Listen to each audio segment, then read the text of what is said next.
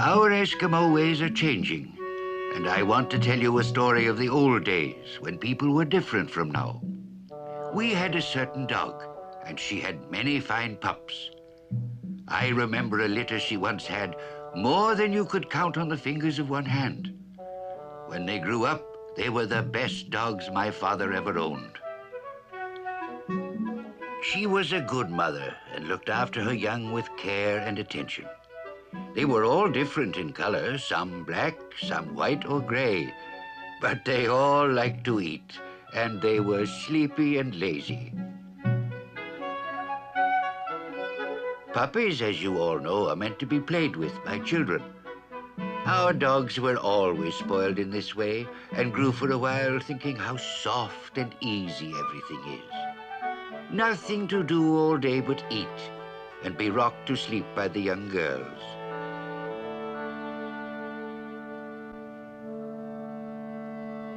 But pups grow up and soon must learn to work. In summer, they carried packs for us. They quickly learned what their legs were for.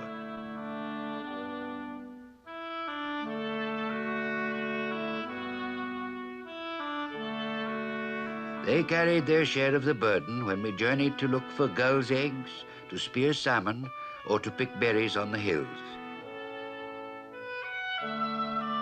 My young legs would grow tired. Then my father, a patient man and very strong, would take me on his back. As he walked along, he would sing to me. I love to go walking far and far away, and my soles are worn through as I pluck the buds of willow that are furry like the gray wolf's beard. The waters of the river are icy cold, cold as the heart of the glacier. The waters of the river come from far and far away and flow to the goddess of the sea. Sometimes my uncle would come with us on a trek, and he would carry me. He was a great talker and told many tales. Once he told me a story about a dog who died of hunger because his master was a bad provider. His spirit turned into a wolf, and he ate people up. I thought this was a fine story. I asked my uncle, "Did you see the wolf spirit?" And he said, "Yes, but I gave him meat. Then he went away." When we rested, we ate caribou. I can tell you I fed our dogs very well when the time came.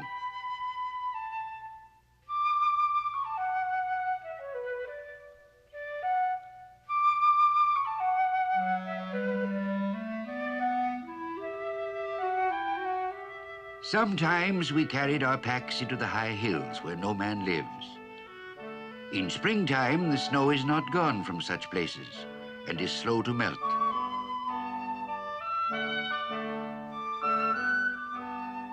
Our dogs would carry heavy loads through great drifts. But snow is no colder than the icy water of rivers. Our dogs were learning to stand great hardship, and we were thankful. In winter, the wind blows down from the hills and the great snows come.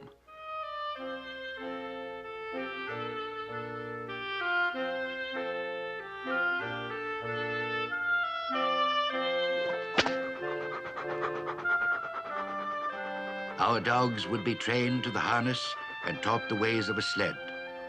The whip cracks. Yeah! Yeah! Swiftly, swiftly they pulled the sled, brother and sister side by side. The whip cracks. Who is master? Who is the cunning one? The deceitful one? The thankless one? My father was a patient man, as I have told you. But often with those young dogs, he lost his temper and was angry. He would then use language terrible to hear.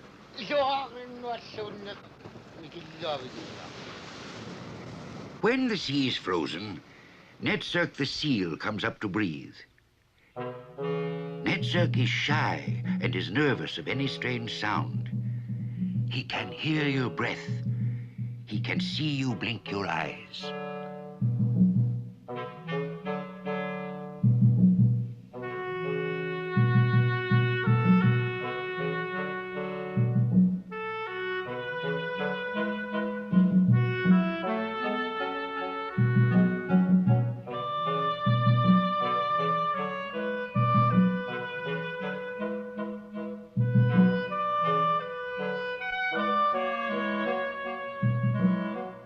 Our dogs were great hunters of Netsuk the seal.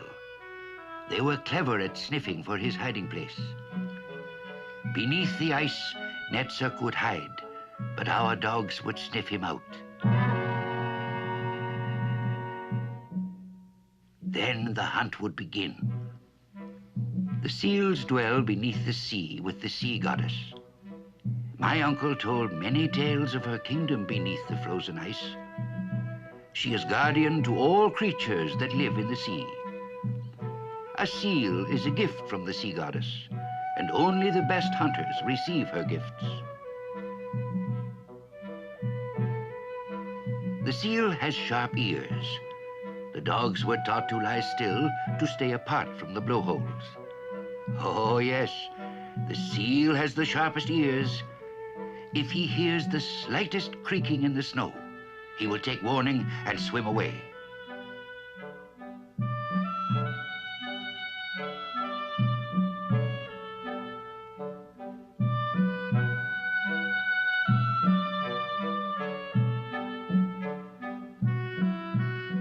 If Netsuk hears the feet of our dogs or the breath from your nose, he will be frightened. He will then dive to the kingdom of the sea goddess. He knows she will protect him and save him from the harpoon of the clumsy hunter. She asks, "Are you patient? Does your dog have a sharp nose for Netsuk? Is your harpoon strong and well made?"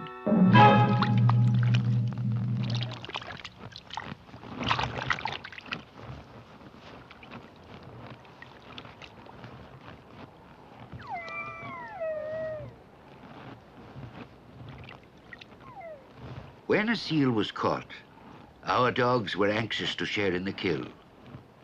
"We have found a blowhole for you," they say, "therefore we have a right to part of the catch." A wise hunter will reward his dogs. Dogs that are rewarded are anxious to please and fear nothing. My father was a great hunter. His harpoon was straight and sharp. Our bellies were never empty, and we had seal skins to make many things. Hunting was sometimes bad, but my father would nearly always bring back a seal.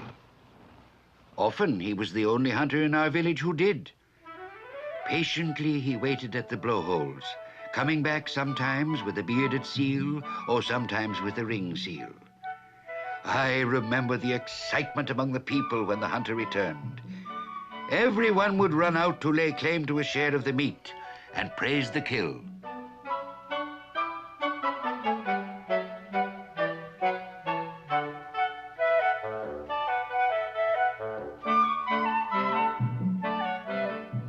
My father was modest and much admired by all the young girls. He told them about the hunt. "My dog is a wretched creature and my arm is weak," he said. But you see how luck comes, even to the poorest hunter.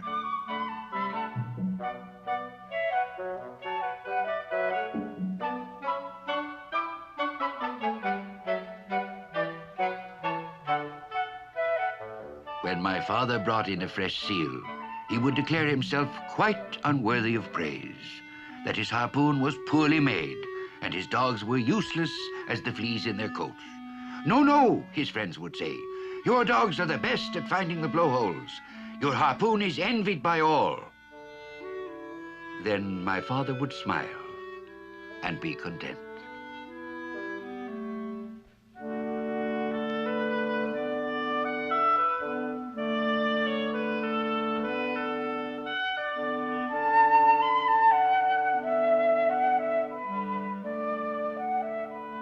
Then my mother would cook parts of the seal and serve the guests.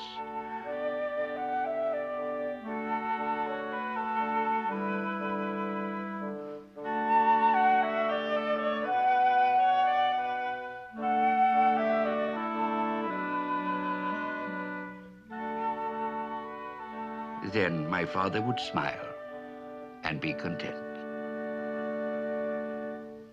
As I told you, the hunter did not forget his dog. He borrowed the dog's nose, the dog guided him to the seal, and the hunter was grateful. But the hunter was careful not to feed his dog too much, for it is well known that a fat dog is lazy. A dog eager for meat moves quickly and has a sharp nose.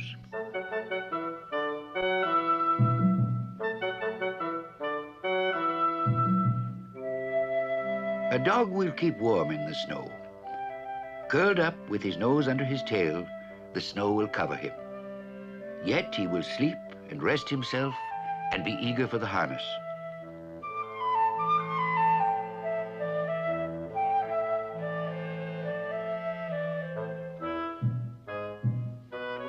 The time came for us to leave our village to find new seal hunting on the frozen ice of the sea. The weather was bad and the wind howled about our ears. I remember my father harnessing the dogs and loading us with all our belongings on the big sled. "We are going on a trek," he said. "The journey is not easy. This will be a time of testing for the dogs."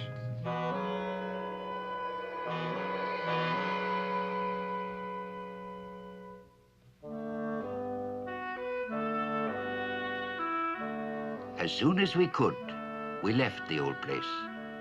The igloos were empty and silent. In a long line, one sled behind the other, we started out. The dogs strained at the harness. This was the first trek in winter that I clearly remember. Our dogs are unworthy, I thought. We shall perish in the snow. We shall be eaten by wolves or polar bears. But my father was strong and a great hunter. He shouted at the dogs, and they understood. Then I thought, surely our dogs are the strongest and best in the land, because they are my father's dogs and obey his voice.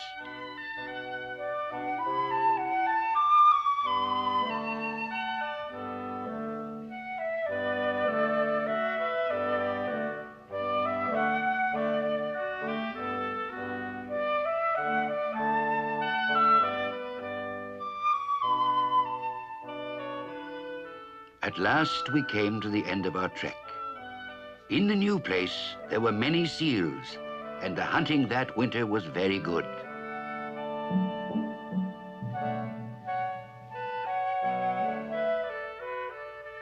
And that is the way we used to live.